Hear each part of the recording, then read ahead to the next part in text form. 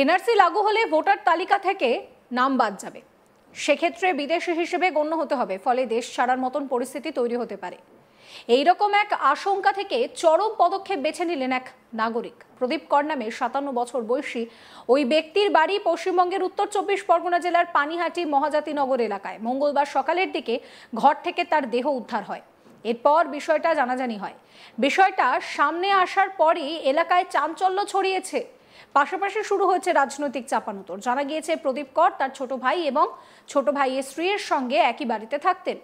সোমবার রাতে খাওয়া দাওয়া করে তিনি ঘরে শুতে যান। মঙ্গলবার সকালে তার কোনো সাড়া শব্দ না পেয়ে তার ভাইয়ের স্ত্রী প্রতিবেশীদেরকে ডাকেন। এরপর ঘর খুলতেই উদ্ধার হয় তার নিথর দেহ। পরে দেহটি উদ্ধার করে ময়নাতদন্তের জন্য পাঠায় খড়দাহ থানার পুলিশ। জানা গিয়েছে এনআরসি নিয়ে যথেষ্ট আতঙ্কিত ছিলেন ওই ব্যক্তি। এমনকি সোমবার ভারতের নির্বাচন কমিশনের তরফে এসআইআর এর ঘোষণা হওয়ার পর থেকে আরও বিচলিত হয়ে পড়েছিলেন প্রদীপ কর। যদিও এমন কোনো বিপর্যয় নেমে আসতে পারে বলে পরিবারের কোনো ধারণা ছিল না। তারা ভেবেছিলেন হয়তো শারীরিকভাবে তিনি অসুস্থ হয়ে পড়েছিলেন। কিন্তু সকালে মর্মান্তিক ঘটনার সাক্ষী রইলেন পরিবারের লোকজন। এমনকি তার ঘর থেকে উদ্ধার হয় একটি ডায়েরি, যেখানে লেখা ছিল যে এই পুরো ঘটনাটার জন্য এনআরসি দায়ী।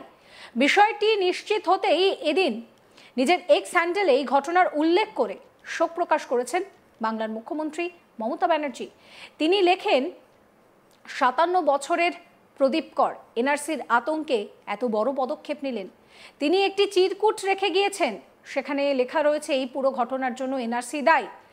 জানে শেষ করার জন্য বিজেপিকেই দায়ী করেছেন মমতা। তিনি লেখেন, বিজেপির ভয় ও বিভাজনের রাজনীতি, এর চেয়ে বড় অভিযোগ আর কি হতে পারে? বছরের পর বছর ধরে বিজেপি কিভাবে এনআরসির হুমকি দিয়ে নিরীহ নাগরিকদের উপরে নির্যাতন চালিয়েছে, মিথ্যে ছড়িয়েছে, আতঙ্ক ছড়িয়েছে এবং ভোটের জন্য নিরাপত্তাহীনতাকে অস্ত্র হিসেবে ব্যবহার করেছে, তা ভাবতে আমার ভয় লাগে। এই মর্মান্তিক মৃত্যু বিজেপির বিষাক্ত প্রচারের প্রত্যক্ষ পরিণতি। যারা দিল্লিতে বসে জাতীয়তাবাদ প্রচার করে, তারা সাধারণ ভারতীয়দের এমন হতাশার দিকে ঠেলে দিচ্ছে যাতে এই ঘটনা ঘটছে। তাদের একটাই ভয়, যদি বিদেশি ঘোষণা করা হয়। মমতা আরও লেখেন যে, আমি দাবি করছি কেন্দ্রীয় সরকার এই নির্মম খেলা বন্ধ করুক। বাংলা কখনোই এনআরসিকে অনুমতি দেবে না এবং কাউকে আমাদের জনগণের মর্যাদা বা সত্ত্ব কেড়ে নিতে দেবে না। আমাদের মা মাটি মানুষের ঘৃণার ওপরে ভর করে এরকম করার, মা মাটি মানুষের ওপরে ভর করে তারা এই ধরনের কাজ করার চেষ্টা করছে। দিল্লির জমিদারদের এই কথাটা স্পষ্টভাবে শুনতে দিন। বাংলা প্রতিরোধ করবে, বাংলা রক্ষা করবে, বাংলা জয়ী হবে। এদিন বিকেলে তার বাড়িতে যান রাজ্যের মন্ত্রী চন্দ্রিমা ভট্টাচার্য এবং পানিহাটির তৃণমূল বিধায়ক নির্মল ঘোষ।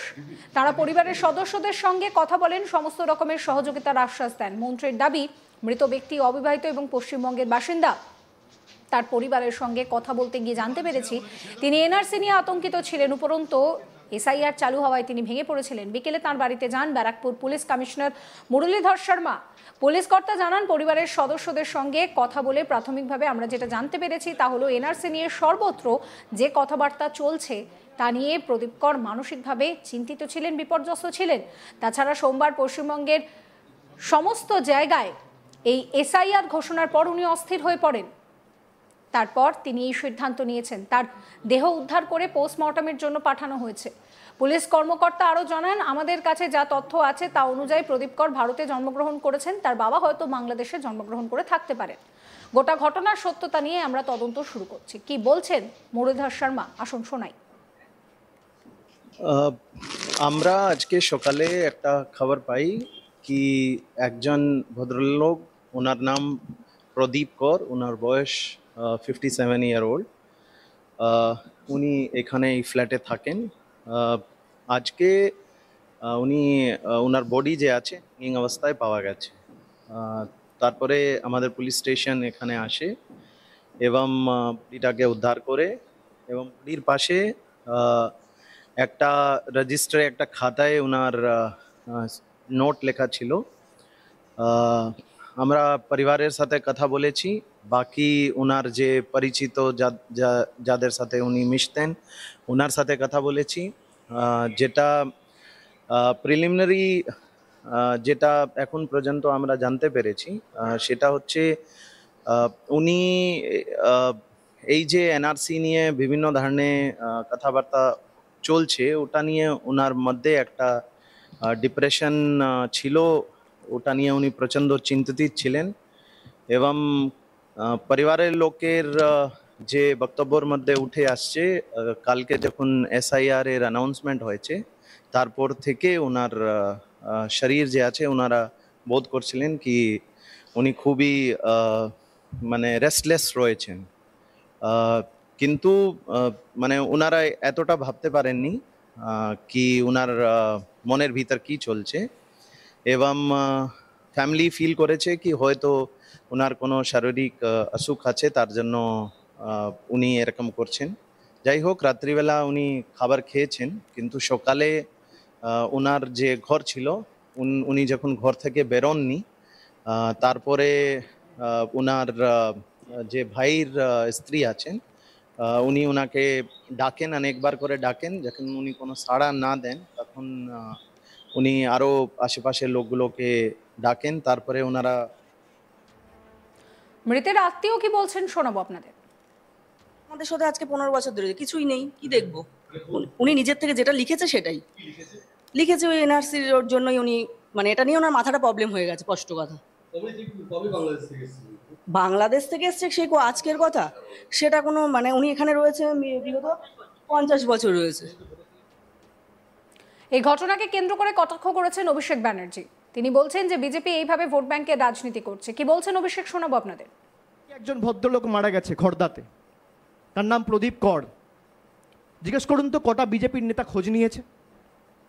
মমতা ব্যানার্জি ভোট ব্যাংকের রাজনীতি করে। প্রথম যদি তার বাড়িতে কেউ গিয়ে থাকে সাহায্যের হাত বাড়াতে, তৃণমূলের লোকেরা গেছে। এসআইআর ঘোষণা হওয়ার পর থেকে এই রিজেন্ট কলোনি, নেতাজি নগর, দুজন ব্যক্তি মারা গেছে। কালকে এসআইআর ঘোষণা হয়েছে, আমি তার পরিবারের সদস্যদের সাথে যোগাযোগ করেছি।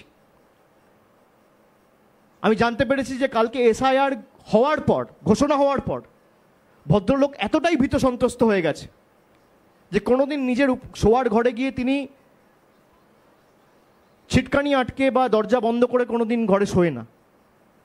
তার বৌদি বলছে যে দরজার খিলটা আটকে ছিটকানি মেরে তিনি শুতে গেছে।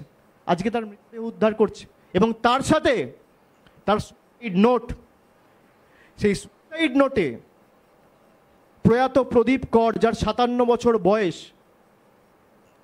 তিনি বিয়ে থা করেননি, অবিবাহিত, তিনি লিখছেন আমার মৃত্যুর জন্য দায়ী হচ্ছে এসআইআর এবং এনআরসি।